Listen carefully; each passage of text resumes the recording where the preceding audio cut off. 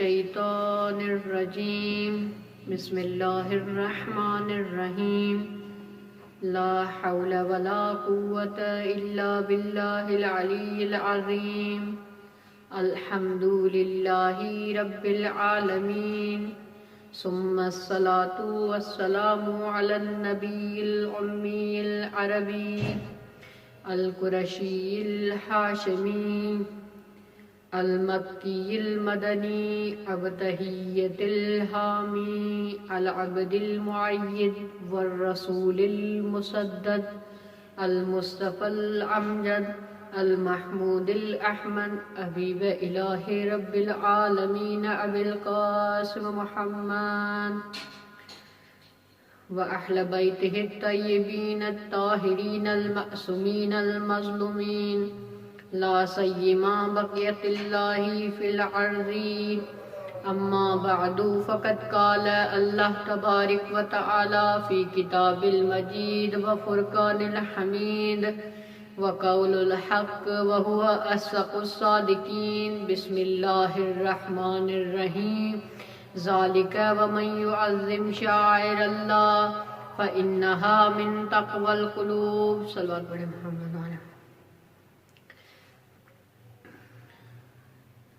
تمام تعریفیں حمد و ثنا اس پاک پروردگار عالم کے لیے جس نے اپنی تمام مخلوقات میں سے ہم انسانوں کو اشرف المخلوقات بنایا، اور حمد و ثنا اس خداوند عالم کے لیے جس نے نہ صرف اشرف المخلوقات بنایا بلکہ ہماری ہدایت کے لیے، ہماری رہنمائی کے لیے اپنے نمائندے بھیجے، اور ان نمائندوں کو کچھ کو عظیم کتابیں بھی دی، پاک کتابیں بھی دی، اور ایک عظیم کتاب جو اپنے آخری پیمبر پر نازل کی، اپنے پیمبر کے قلب پر نازل کی. خداوند عالم اس پاک اور بے عیب اور لا ریب کتاب میں ارشاد فرما رہا ہے کہ ذالک ومن یعظم شعائر اللہ،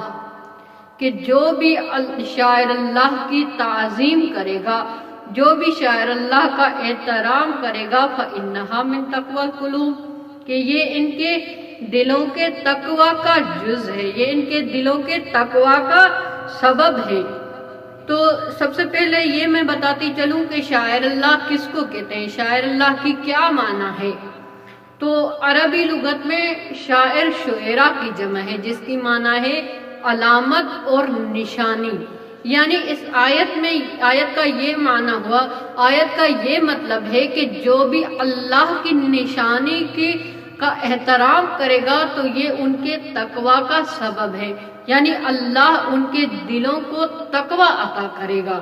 اور عزیزان گرامی، اس میں کوئی شک نہیں، اس میں کوئی شبہ نہیں کہ عزاداری سید الشہداء، عزاداری امام حسین علیہ السلام ایک خداوند عالم کے شاعر اللہ میں سے ایک حصہ ہے، یعنی اللہ کی نشانیوں میں سے ایک حصہ عزاداری سید الشہداء ہے.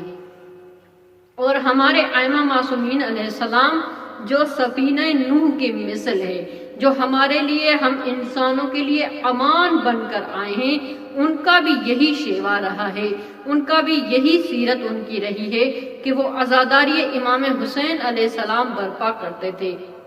اور نہ صرف برپا کرتے تھے بلکہ اپنے چاہنے والوں کو حکم دیا کرتے تھے، اپنے چاہنے والوں کو ترغیب دیا کرتے تھے کہ عزاداری امام حسین علیہ السلام کو برپا کریں.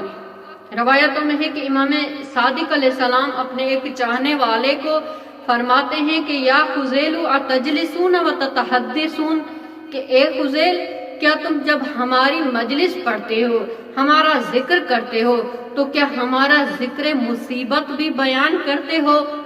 تو خزیل کہتے ہیں کہ جو التو فدا کا نام، اے مولا میری جان آپ پر قربان ہو جائے، اے مولا میں آپ پر قربان ہو جاؤں. جب بھی ہم آپ کا ذکر کرتے ہیں، جب بھی ہم آپ کی مجلس پڑھتے ہیں تو ہم آپ کا ذکر مصیبت، آپ کے ذکر مصائب بھی پڑھتے ہیں. تو اس وقت صادق آل محمد خوبصورت جملہ کہتے ہیں. کیا کہتے ہیں کہ رحم اللہ من احیا امرنا، کہ خداوند عالم اس شخص پر رحم فرمائے، خداوند عالم کی اس شخص پر رحمت ہو جو عزاداری امام حسین علیہ السلام کرتا ہے، یعنی جو ہمارے امر کو زندہ کرتا ہے، یعنی جو ہمارے جد امجد امام حسین علیہ السلام کی عزاداری کرتا ہے تو خداوند عالم اس پر رحمت نازل کرتا ہے۔ اور بے شک عزیزان گرامی، عزاداری امام حسین علیہ السلام، عزاداری سید الشہداء ایک خاص رحمت اور فضل، یعنی خداوند عالم کی رحمت کی حامل ہے یہ عزاداری۔ اور یہ عزاداری امام حسین اتنی بابرکت والی ہے کہ جس وقت یہ عزاداری امام حسین علیہ السلام ہوتی ہے، جب یہ فرش عزا بچھایا جاتا ہے تو اس وقت صرف میں اور آپ نہیں ہوتے، یا صرف مؤمنین نہیں ہوتے، بلکہ اس وقت اللہ کے پاکیزہ فرشتے، کچھ ایسی نورانیہ ہستیاں بھی ہوتی ہیں جن کو ہم ظاہری آنکھوں سے دیکھ نہیں سکتے، لیکن وہ شریک ہوتے ہیں۔ روایتوں میں ہے کہ ایک جعفر نامی شاعر صادق آل محمد کی خدمت میں آتا ہے اور مرثیہ پڑھتا ہے۔ جب وہ مرثیہ پڑھتا ہے تو مولا گریہ کرتے ہیں، اور جب مرثیہ وہ پڑھ کے ختم کرتا ہے تو مولا ان سے کہتے ہیں کہ اے جعفر، جب تم مرثیہ پڑھ رہے تھے، جب تم نوحہ خوانی کر رہے تھے تو اس وقت صرف میں اور آپ نہیں تھے، بلکہ اس مرثیے میں اللہ کے پاکیزہ فرشتے بھی تھے، انہوں نے بھی مرثیہ پڑھا اور انہوں نے بھی گریہ کیا۔ اور عزیزان گرامی، واقعی روایتوں میں ہے کہ عزاداری امام حسین میں شریک ہونے کے لیے فرشتے نہ فقط آتے ہیں بلکہ تمنا بھی رکھتے ہیں کہ کاش عزاداری میں، مولا کی عزاداری میں ہم جا سکیں۔ جب فرشتے جنت سے آتے ہیں اور جب واپس جنت میں جاتے ہیں تو حوران جنت ان سے سوال کرتی ہیں کہ ہم آپ سے وہ خوشبو محسوس کر رہے ہیں جو ہم نے کبھی جنت میں پہلے کبھی ایسی خوشبو محسوس نہیں کی۔ عزیزان گرامی، جنت وہ ہے جہاں پہ خداوند عالم نے ہر آسائش کو رکھا ہے، ہر خداوند عالم نے ہر نعمت کو رکھا ہے، ہر خوشبو وہاں پر موجود ہے۔ لیکن حوران جنت کیا کہہ رہی ہیں کہ اے فرشتوں، ہم آپ سے وہ خوشبو محسوس کر رہی ہیں جو ہم نے پہلے کبھی جنت میں ایسی خوشبو نہیں دیکھی، نہیں ایسی محسوس کی خوشبو۔ کہ وہ فرشتے کہتے ہیں کہ ابھی ہم عزاداری امام حسین علیہ السلام سے ہو کر آئے ہیں، اپنے پروں کو فرش عزا سے مس کیا ہے، یہ خوشبو عزاداری امام حسین علیہ السلام کی ہے۔ واقعی عزیزان گرامی، عزاداری امام حسین علیہ السلام بہت فضیلت والی ہے، اور نہ فقط فرشتوں نے امام حسین علیہ السلام کی عزاداری کی ہے، بلکہ پورے انبیاء علیہ السلام نے حضرت آدم علیہ السلام سے لے کر خاتم النبیین تک، یعنی رسول اللہ تک، امام حسین علیہ السلام پر سب انبیاء نے عزاداری کی ہے اور گریہ کیا ہے۔ روایتوں میں ہے کہ جب حضرت آدم علیہ السلام ترک اولا کرتے ہیں تو خداوند عالم نے جب ان کو جنت سے نکال کر زمین پر بھیجا تو اس وقت حضرت آدم علیہ السلام اپنی توبہ قبول کروانے کے لیے جب خداوند عالم کو پنجتن پاک کا واسطہ دے رہے تھے تو اس وقت حضرت آدم علیہ السلام کیا کہتا ہے خدا سے؟ کہتے ہیں حضرت آدم، اے خداوند عالم، یہ کیا ماجرا ہے؟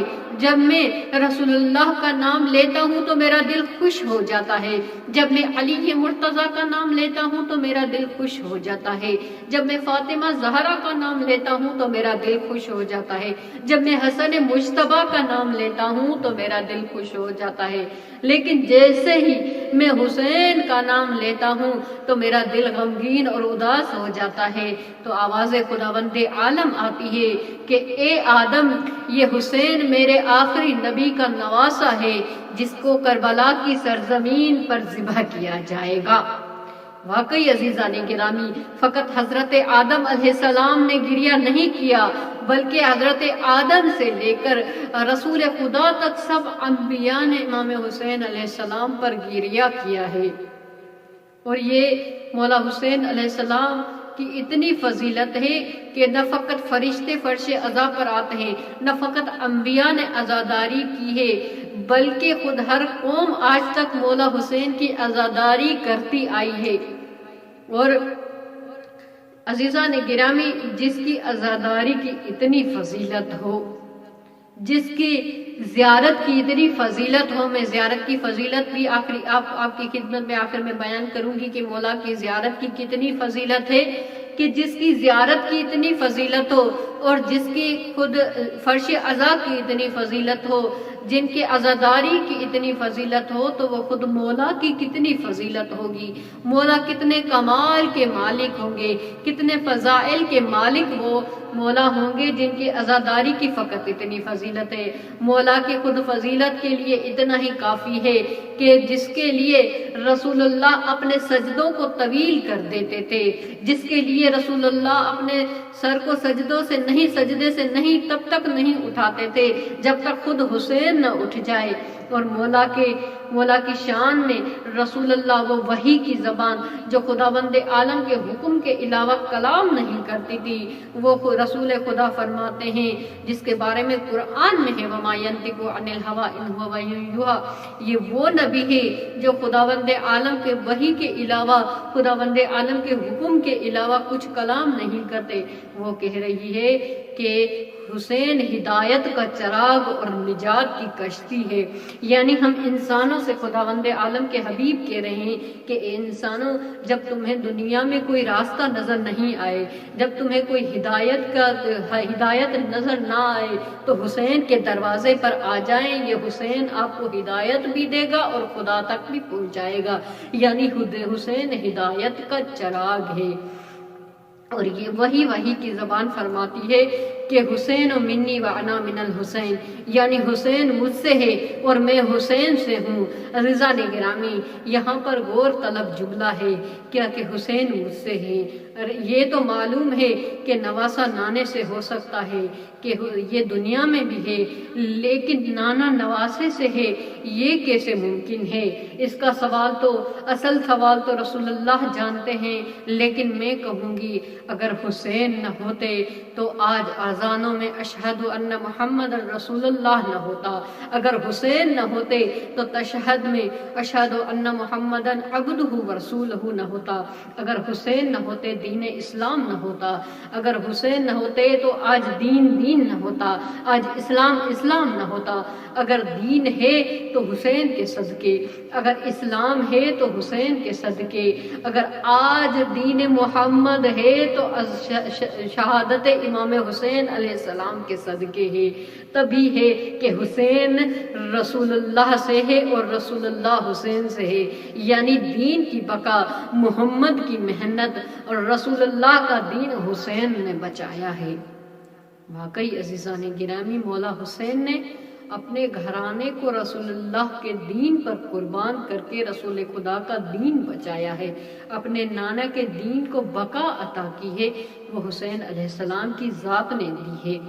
اور جیسے میں نے کہا کہ آپ کی خدمت میں مولا کی زیارت کی فضیلت بیان کروں گی، جیسے مولا کے فرش عزا کی فضیلت ہے، اور جیسے مولا کی عظمت ہے۔ مولا کی عظمت تو اتنی ہے کہ ہم اگر بیان کرنے بیٹھ جائیں تو زندگی ختم ہو جائے گی، لیکن مولا کی فضیلت ختم نہیں ہوگی۔ اور اسی طرح مولا کی زیارت کی بھی اتنی فضیلت ہے جتنی مولا کے فرش عزا کی فضیلت ہے۔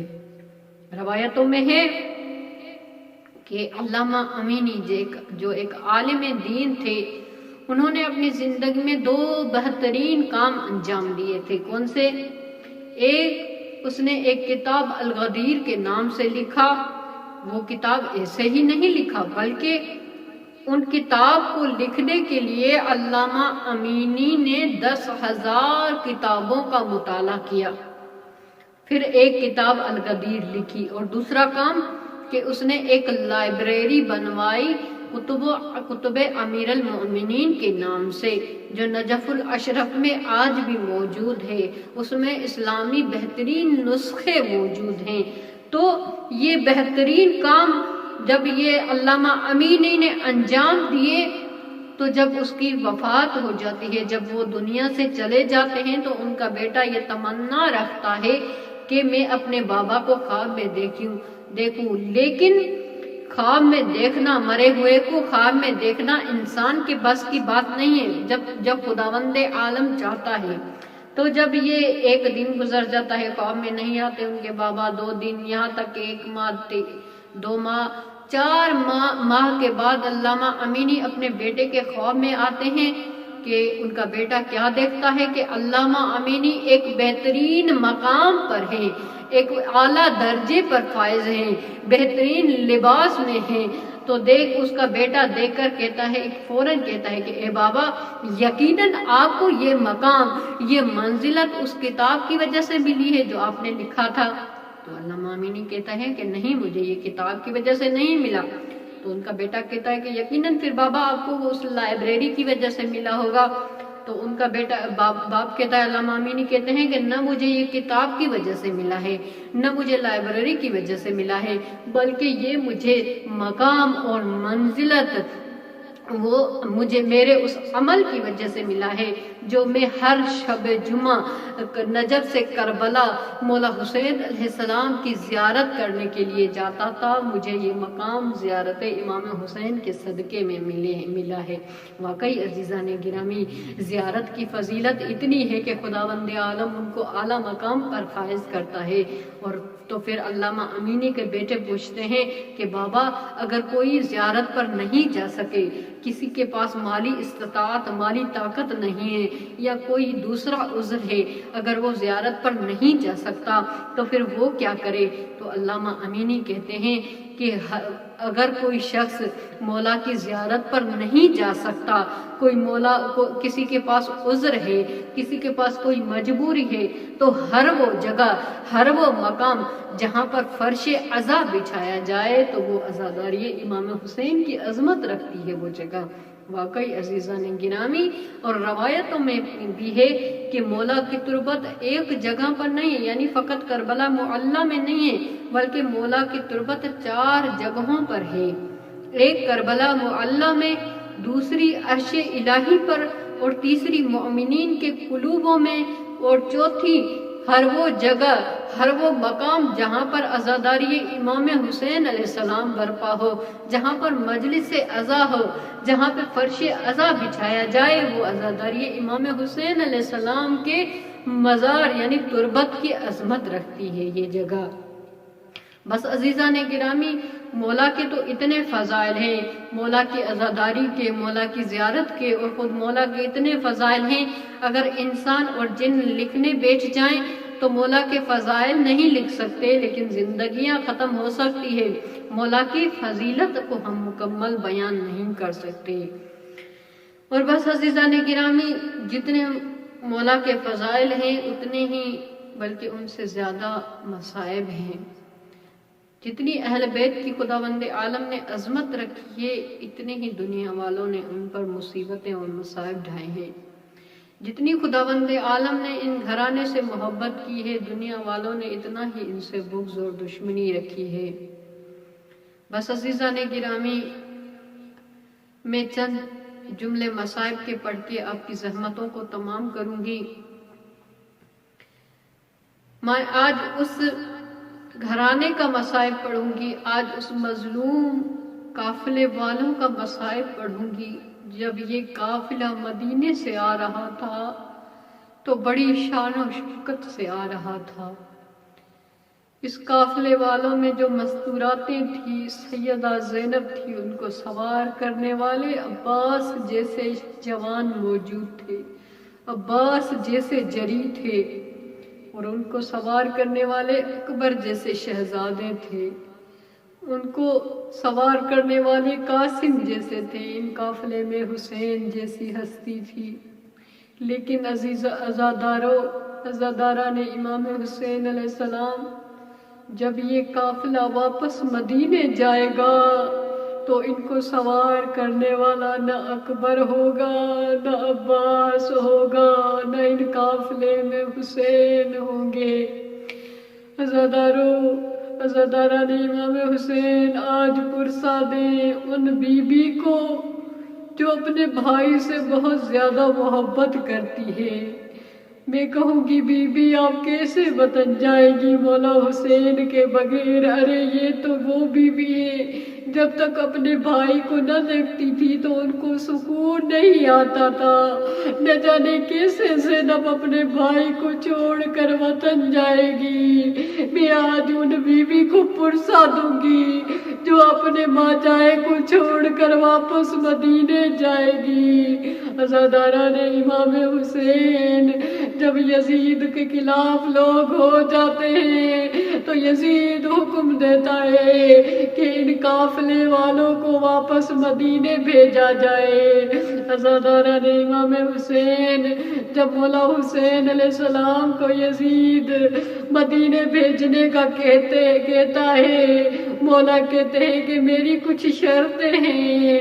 عزاداران امام حسین مولا کوئی زیادہ شرطیں نہیں رکھتا، مولا کوئی زیادہ قیمتی شرطیں نہیں کہتے، بلکہ کہتے ہیں اے یزید میری شرط یہ ہے کہ ہمیں شہداء کے کٹے ہوئے سر واپس دے دو۔ ارے دوسری شرط یہ ہے ہمارا لٹا ہوا سامان، وہ سامان ہمیں واپس کر دو اور ہمیں رونے دیا جائے، کوئی ایسی جگہ دے جہاں ہم رو سکے۔ ہائے غربت سیدہ زینب کی، ہائے غربت مولا سجاد کی، جسے اپنے مظلوموں پر رونے بھی نہیں دیا گیا۔ عزاداران امام حسین جب کٹے ہوئے سر دیے جاتے ہیں نا، جیسے ہی اکبر کا سر آتا ہے ام لیلا تڑپ کر کہتی ہے اے اکبر، ارے کس نے تمہاری جوانی لے لی؟ اے اکبر میں تمہارے بغیر کیسے واپس جاؤں گی؟ عزاداران امام حسین ایک مرتبہ ایک ننھا سا سر آتا ہے، جیسے ہی وہ ننھا سر آتا ہے رباب تڑپ جاتی ہے اور کہتی ہے اے اصغر، کیا تم جتنے بچوں کو بھی نہر کیا جاتا ہے، ارے نہر تو اونٹوں کو کیا جاتا ہے۔ عزاداران امام حسین ایک مرتبہ امام حسین اور مولا عباس کا جیسے ہی سر آتا ہے، ارے کوہرام مچ جاتا ہے۔